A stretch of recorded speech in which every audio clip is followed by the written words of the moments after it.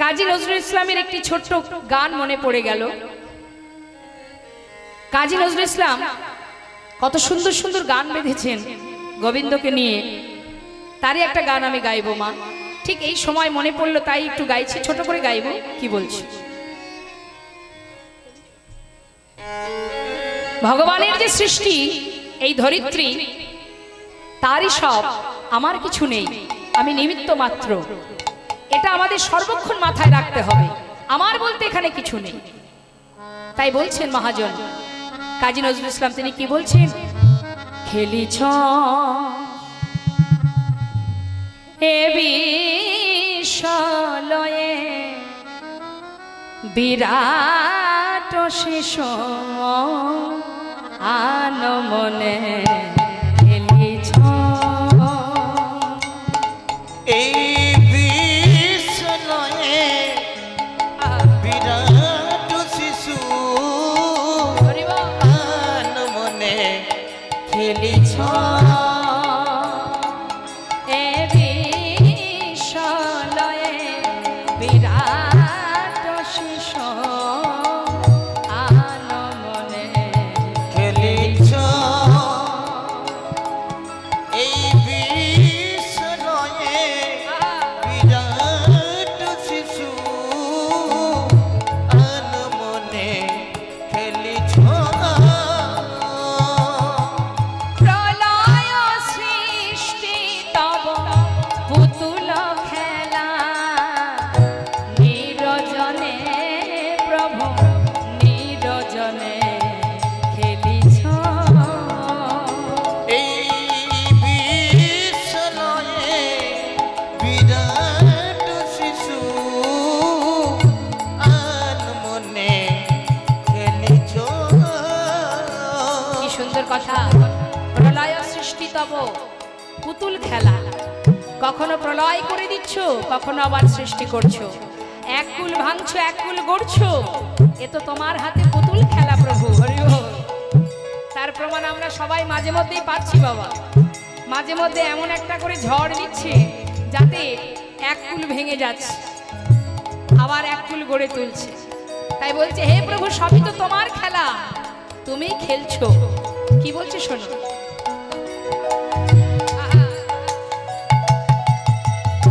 শূন্যে মহা আকাশে মগ্ন লীলা বিলাসে, শূন্যে মহা আকাশে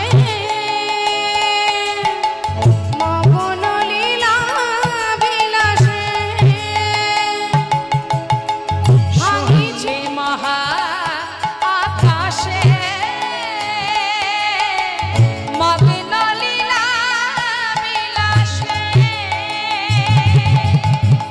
ভাঙিছ গড়িছ নীতি ক্ষণে ক্ষণে নিরজনে প্রভু নিরজনে খেলিছ এই বিশ্বলয়ে বিরাট শিশু আনমনে খেলিছ। মামা, আমরা খেলা করি কি? আমরা এ জগতের যা কিছু আছে নানাবিধ, আমরা মনে করুন ফুটবল খেলা, ক্রিকেট খেলা, মালা ঠোলা খেলা, কিতকিত খেলা, ইহ জগতের খেলা, এগুলো হচ্ছে খেলার সরঞ্জাম যেগুলো আমরা খেলি। আর ভগবান যেগুলো নিয়ে খেলেন সেগুলো কি কি বলছে শুনুন।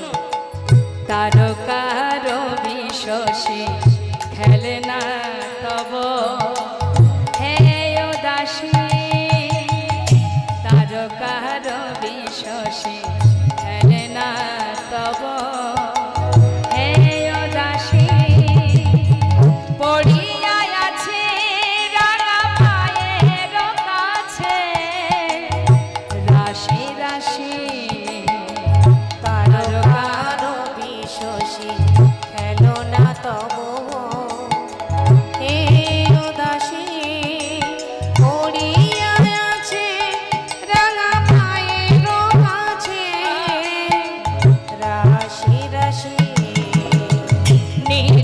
তুমি হে উদাস সুখে দুঃখের বিকাশ নিত্য তুমি হে উদাস সুখে দুঃখে অবিকাশ হাসিছ খেলিছ তুমি আপন সনে নিরজনে প্রভু নিরজনে খেলিছ এই বিরাট শিশু আলো মনে খেলিছ এই বিষয়ে বিরাট শিশু আলো মনে খেলিছ। বৈষ্ণব মহাজন বললেন সময় করিয়া পথটি ধরিয়া যেবা চলে দ্রুত গতি সময়ের শেষে অনাশেষে যেন চলে যায় আপন বাস। আমাদের কলিহত জীবের কেমন অবস্থা বাবা। রাম ভক্ত তুলসীদাস কলম দিলেন, তিনি বললেন সচ্চা কাহে তোমারে লট্ঠা ঝুঠ জগৎ ভোলায় গৌরস গলি গলি ফিরি সোরা বৈঠল বেচায় गाभी को दोहे कुत्ता को पाले बाछुरी रह जाए भोखा संबंध को अच्छा खिलाए लेकिन बाप रह जाए भोखा चोर के छाड़े साधु के बांधे पथिक को लगाए फांसी हाय रे कलयुग तेरी तमाशा दुख लगे और हासि। আমাদের মতো কলিহত জীবের কি দুরবস্থা দেখুন। রাম ভক্ত তুলসীদাস কলম দিচ্ছেন যে কলির জীবের কি দুরবস্থা জানো। সচ্চ কাহে তোমারে লট্ঠা। কলির জীব যদি কোনো ব্যক্তি সৎ পথে চলে সত্য কথা বলে দেখবেন তাকে পদে পদে আঘাত পেতে হবে। আপনার সামনে যদি কেউ চরম অন্যায় করে আপনি দেখেও না দেখার ভান করবেন, কেন? যদি সত্য কথা বলেছেন হয়তো আপনার প্রাণটাও চলে যাবে। বর্তমানে এখন এটাই হচ্ছে, সত্য কথা বললেও বিপদ, সৎ পথে চলাও বিপদ। ঝুঠ জগৎ ভোলায়, ঝুঠ মানে মিথ্যা, অত্যাচার, অনাচার, ব্যভিচার, দুরাচার এই জগৎটাকে ছেয়ে রেখেছে। গোরস মানে কি? গরুর দুধ। যারা দুধ বিক্রি করে তারা দেখবেন অলিতে গলিতে পাড়ায় পাড়ায় গিয়ে দুধ বিক্রি করে। আর যে ব্যক্তি মদ বিক্রি করে তাকে কি পাড়ায় পাড়ায় যেতে হয়? অলিতে গলিতে গিয়ে চিৎকার করতে হয়? এটা আমার কথা নয় বাবা, শাস্ত্রে বললেন গৌরস গলি গলি ফিরি, অর্থাৎ গরুর দুধ গলিতে গলিতে বিক্রি করে, সুরা বৈঠে বেচায়। অর্থাৎ যে মদ বিক্রি করে সে কিন্তু বাবা এক জায়গায় বসে বিক্রি করে, আর কলির জীব সেই সুরা পান করার জন্য তারা যদি 50 কিলোমিটার দূরেও থাকে সেখান থেকে ছুটে চলে যায় সেই সুরা কিনবার জন্য, লাইন দিয়ে দাঁড়িয়ে থাকে। রাম ভক্ত তুলসীদাস বললেন দেখবেন বাবা যেদিন আমাদের কলিহত জীবের শ্রেষ্ঠ দিন, উত্তম দিন, যেদিন মহাপ্রভু আমাদের মতো পাষণ্ডকে উদ্ধার করার জন্য এই ধরাধামে তিনি ভক্তরূপে এসে ধুলাই গড়াগড়ি দিয়ে হরিনাম প্রচার করেছিলেন, সেই মহাপ্রভুর আবির্ভাব তিথি যেদিন, কোন দিন? দোল পূর্ণিমা রাত্রি। যেদিন সেই মহাপ্রভুকে কাছে পেয়ে আমাদের মহাপ্রভুকে নিয়ে আনন্দ করা উচিত। বাড়ির বাচ্চার যদি জন্মদিন হয় সারাদিন বাচ্চাকে নিয়ে আমরা চিন্তায় থাকি, কি করে বাচ্চাকে খুশি করব। তাহলে মহাপ্রভুর যেদিন আবির্ভাব তিথি মা, সেদিন আমরা তো বলতেই পারি যে মহাপ্রভুর জন্মদিন আজ। হ্যাঁ, ভগবানের তো আর জন্ম হয় না, আবির্ভাব। তা আমরা সাধারণ জীব তো তাকে জন্মদিন হিসেবে পালন করতেই পারি, তাকে নিয়ে আনন্দ করতে পারি, তাই না? কিন্তু সেটা না করে আমরা কি করি? তার আগে মদের দোকানে লাইন দিয়ে সুরা পান করে রাস্তায় মারামারি, কাটাকাটি, হানাহানি, খুনোখুনি করে আমরা সবাই পড়ে থাকি। এই তো কলিহত জীবের দুরবস্থা। আরো কি বললেন? গাভী को दोहे कुत्ता को पाले बाछुरी रह जाए भूखा संबंध को अच्छा खिलाए लेकिन बाप रह जाए भूखा। আত্মীয় স্বজন এলে আমরা কি খাওয়াবো, কিভাবে তাদের সেবা যত্ন করব সারা দিন চিন্তা করি, কিন্তু লক্ষ্য করে দেখবেন ঘরে ঘরে এখন দেখা যাচ্ছে বাবা, যে মা নিজে না খেয়ে সন্তানকে খাইয়েছে, নিজে না ঘুমিয়ে সন্তানকে ঘুম পড়িয়েছে, যে মাতা পিতা নিজেদের চিন্তা না করে সন্তানকে মানুষ করেছে, অবশেষে সেই সন্তানের জন্য মাতা পিতাকে ওই বৃদ্ধাশ্রমে থাকতে হচ্ছে। আমরা শাস্ত্রে বললেন গরুর দুগ্ধটাকে দহন করে নিয়ে, মানে গরুকে খেতে না দিয়ে কি করি, গরুকে অনাহারে রেখে বাছুরকে না খেতে দিয়ে সেই দুধ দিয়ে বাড়িতে বিদেশি কুকুর পুষি, তার জন্য দুধ কিনে খাওয়ায়, কিন্তু নিজের মাতা পিতাকে সেবা দিই না, মা বাবার আশীর্বাদ গ্রহণ করি না, বাড়িতে বিদেশি কুকুর পুষি, তার যাতে সেবা ত্রুটি না হয়, খাওয়া দাওয়ায় কোনো ঘাটতি না হয়, মাইনে করে কাজের লোক রাখা হয়, ঘর আলাদা সব আলাদা, ওই কুকুরের সঙ্গে একসঙ্গে ঘুরতে যাওয়া, একসঙ্গে বিছানায় থাকা, এই করতে করতে কুকুরের সঙ্গে চলতে চলতে কুকুরের যা ধর্ম, কুকুরের ধর্ম কি, সারাক্ষণ ঘেউ ঘেউ করে, সে তো পশু, পশুকুলে তার জন্ম, তার যা ধর্ম, তার যা বৈশিষ্ট্য, সে তো ঘেউ ঘেউ করবে। আর তার সঙ্গে চলতে চলতে এই কৃষ্ণ ভক্তের মানব জন্ম পেয়েও আমাদের অবস্থা কি, ওই তার সঙ্গে উঠতে বসতে খেতে চলতে ফিরতে আমরাও ওই তাদেরই মতো সারাক্ষণ ঘেউ ঘেউ ঘেউ ঘেউ করে। তাই গৌর হরি বল। অবশ্যই তুমি বাড়িতে পশু পাখি পোষো, তাতে কোনো অসুবিধা নেই, কিন্তু তাদের জায়গা থাকবে আলাদা। সৎসঙ্গ করো, সাধু সঙ্গ করো, বৈষ্ণব সঙ্গ করো, ভক্তের চরণ ধুলি অঙ্গে মাখো, সময় গেলে আর পাবে না। 84 লক্ষ জনে ভ্রমণ করে এই মানব দেহ, কৃষ্ণ বলার সময় চলে গেলে, শ্মশানে যাবার সময় দল বেঁধে পিছনে ভক্ত যায়, আর কি বলে, বলো হরি, আর সব দেহর মাথাটা দোলে, সে বলে যখন বলার সময় ছিল হেলাই নষ্ট করেছি, এখন ইচ্ছা থাকলেও আর বলতে পারবো না। তাই আসুন আমরা সবাই মিলে একবার দুটি বাহু তুলে এই সাধুর বাজারে বসে প্রাণ ভরে একবার সবাই হরিনাম করব। প্রত্যেকে হাত তুলবেন মা, যদি হরিনাম করবার ইচ্ছা থেকে থাকে প্রত্যেকে হাত তুলবেন এবং হাতে তালি দিয়ে সকলে স্বতঃস্ফূর্ত ভাবে মনের থেকে হরিনাম করুন। সবাই হাত তুলেছেন তো? আমাকে যেন আর বলতে না হয়, একবারে সবাই হাত তুলুন। যারা গোবিন্দকে ভালোবাসেন, অবশ্যই আমি দেখবো কারা কারা গোবিন্দকে ভালোবাসেন, তারা নিশ্চয়ই হাত তুলবেন। হরি বল, নিতাই গৌর হরি বল, হরি বল। এখানে সবাই ভালোবাসে, অবশ্যই ভালো তো বাসবে, ভালো না বাসলে সংসারের হাজার কাজ ফেলে এইখানে কেউ আসতে পারে? সবাই এসেছি আমরা, একবার গাইবো আমরা প্রভুর চরণে। হরে কৃষ্ণ হরে কৃষ্ণ কৃষ্ণ কৃষ্ণ হরে হরে, হরে রাম হরে রাম, রাম রাম হরে হরে। বলুন হরে কৃষ্ণ। আরেকটু জোরে, এদিকে হাতগুলো কি হলো? হাত তুলুন। হরি বল।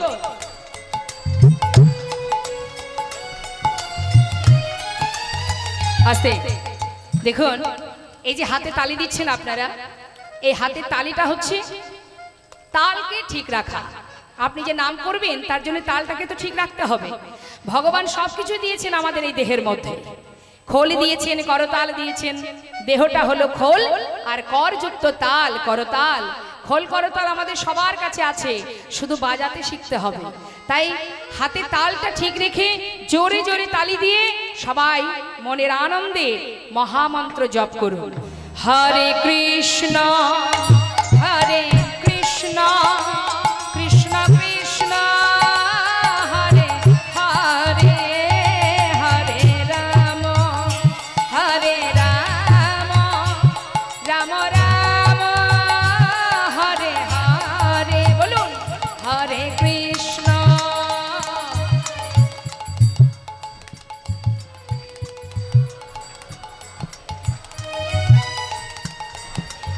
বাবা বাবা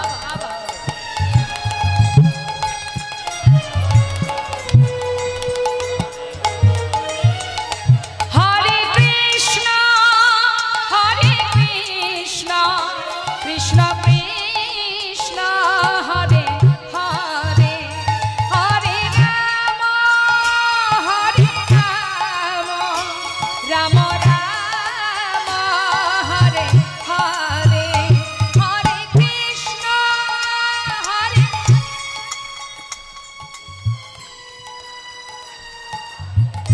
বাবা খুব সুন্দর, আরেকটি জনে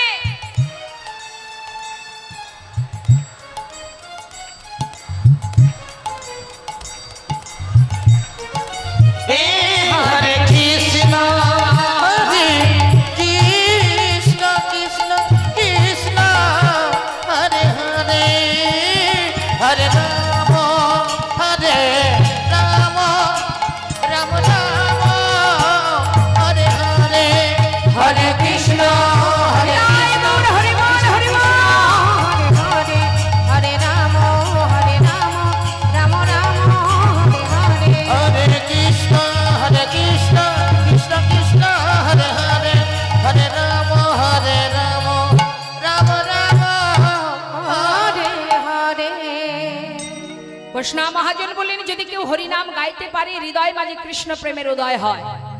হরিনাম শ্রবণ করলে হৃদয় মাঝে আমাদের কামনা বাসনা, আমাদের যে মায়ারূপ অন্ধকারে আমরা আবদ্ধ আছি, সেই মায়া আমাদের দূরীভূত হবে।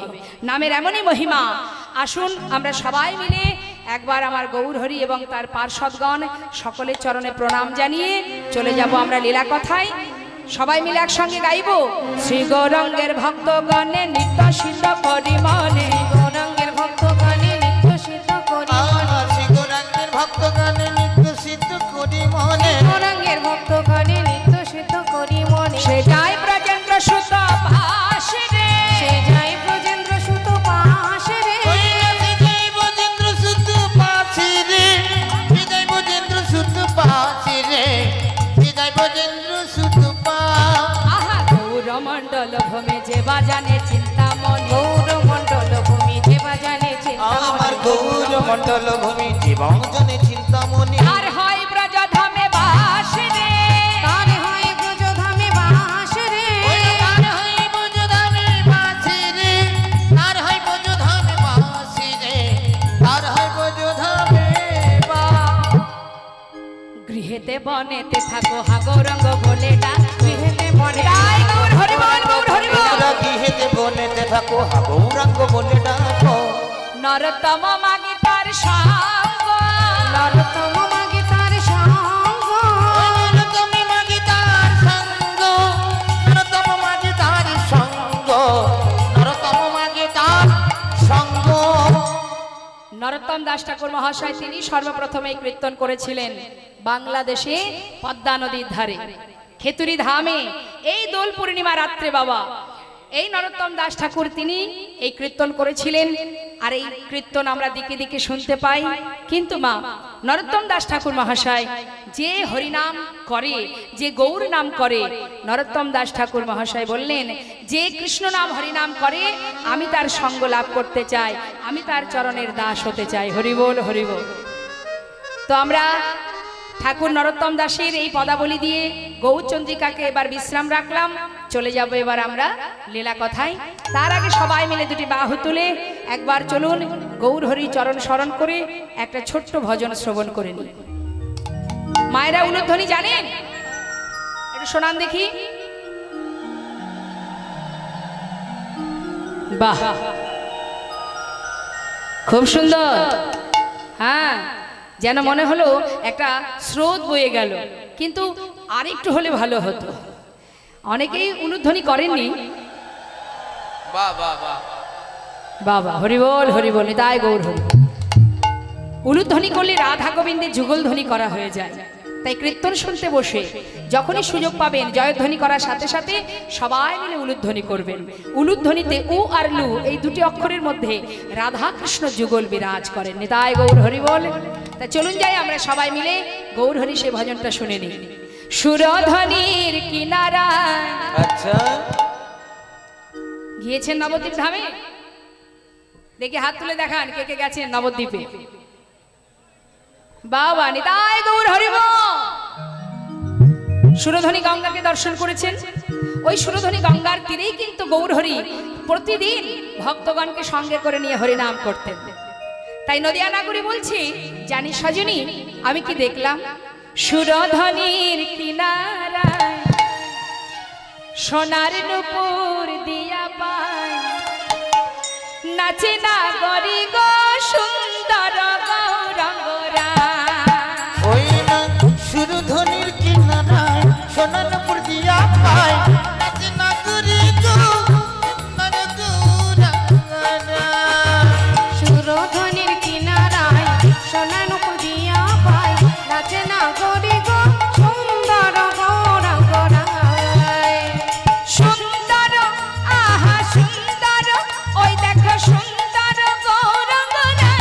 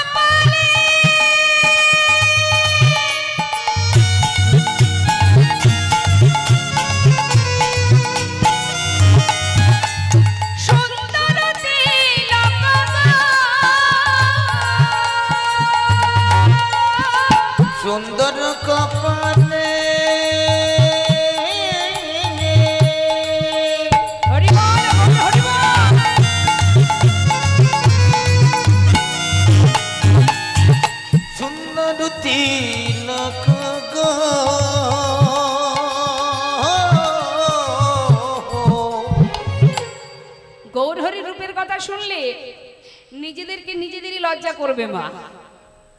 আমরা সুন্দর কখন হই বলুন তো? যখন আমরা একটু সাজগোজ করি তখন সবাই বলে বাবা খুব সুন্দর, কি তাই না মা? দেখবেন দুর্গাপূজার সময় সবাই সাজে, এই যে দেখে সেই বলি বাবা বাবা খুব সুন্দর। কিন্তু সাজলে সুন্দর, না সাজলে তো সুন্দর নয়। তাহলে সুন্দর কাকে বলা যায়? তাকে বলা যায় সুন্দর না। সুন্দর তো সেই যার অঙ্গে দামি কোনো গহনাও নেই, দামি কোনো বসনও নেই, যার রূপ দেখলে ত্রিভুবন ভুলে যায়, স্বর্গমত্ত পাতাল সবই ভুলে যায় যার রূপ দেখলে। সেই ভুবন ভুলানো রূপ, যে রূপ, যে সৌন্দর্য, যদি কোনো জীব একবার তার দিকে তাকায় সে আর মায়ার ঘরে ফিরতে পারে না, তার চোখের পলক পড়বে না যদি একবার গৌর হরির সেই রূপ দর্শন করে কেউ। হরি বল হরি বল। যদি গোবিন্দের রূপ দর্শন করে, রূপের কথা নিশ্চয়ই আপনারা জানেন, রূপের পদ আপনারা শুনেছেন মা। যদি কোনো ভক্ত গোবিন্দের চোখের দিকে তাকায়, ওই চোখেই তার দৃষ্টি আটকে যাবে বাবা, সেখান থেকে উপরেও যাবে না নিচেও যাবে না, ওই চোখের মধ্যে আটকে থাকবে। যদি কেউ গোবিন্দের চরণের দিকে নজর দেয়, ওই চরণেই তার দৃষ্টি আটকে যাবে। এমন ভাবে চরণের দিকে তাকিয়ে থাকবে, দেখেও যেন মনে হয় দেখে স্বাদ মিটলো না, আর কোনো দিকে তাকাতে ইচ্ছা করবে না, চরণেই নয়নটা আটকে যাবে। অর্থাৎ অঙ্গের যেদিকে যে তাকাবে সেখানেই সে তার দৃষ্টি আটকে যাবে। এটাই হলো রূপ। তাই বলছে দেখো আমার গৌর হরির অঙ্গে কি আছে? শুধু একটা তিলক, যাকে দেখলে জগতের জীব ভুলে যায়। হরি বল হরি বল। আহা দেখো সুন্দর একখান, সুন্দর একখান নামা বলি গায়, নাগরি গো সুন্দর গৌরাঙ্গ রায়। ওই না সুরধুনি কিনারায় সোনার প্রতিয়া পায়, নাকি নাগরি গো সুন্দর গৌরাঙ্গ রায়। গৌর হরি কি জয়, নবদ্বীপ ধাম জয়।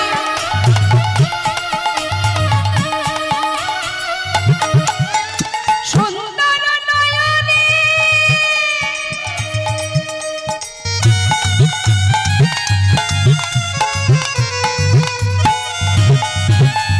ছাই মোরা যার পানে গো, ওই সুন্দর নয়নে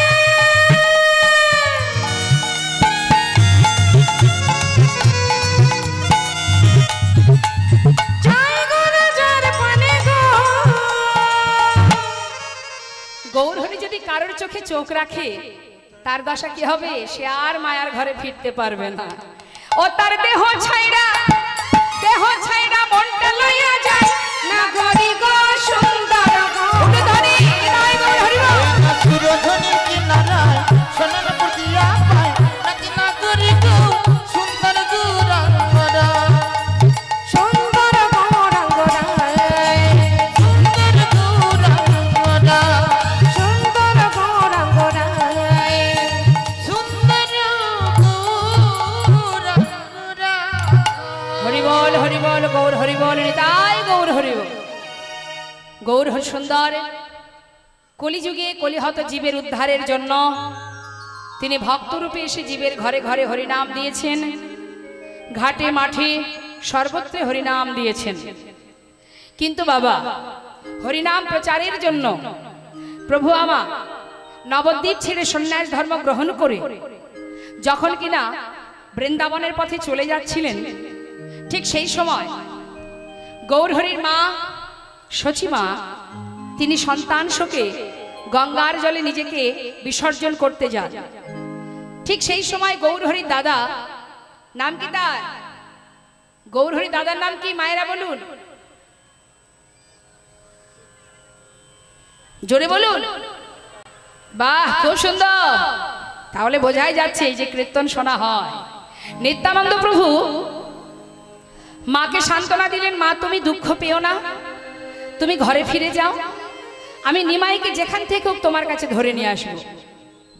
কিন্তু গৌরহরি তখন কাটোয়া কাঞ্চননগর থেকে সন্ন্যাসী হয়ে তিনি যখন বৃন্দাবনের যাত্রা করলেন, সেই সময় নিত্যানন্দ প্রভু তিনি পথের মাঝখান থেকে নিমাইকে অনেক কলাকৌশল করে আবার পুনরায় শান্তিপুরে ফিরিয়ে এনে অদ্বৈত আচার্য প্রভুর গৃহে মায়ের সঙ্গে আবার গৌরহরির পুনরায় মিলন করা। যখনই বাবা মিলন হলো মায়ের সঙ্গে গৌরহরির, সেই সময় মা সচিমা দেখলেন ছেলে সন্ন্যাসী হয়ে গেছে।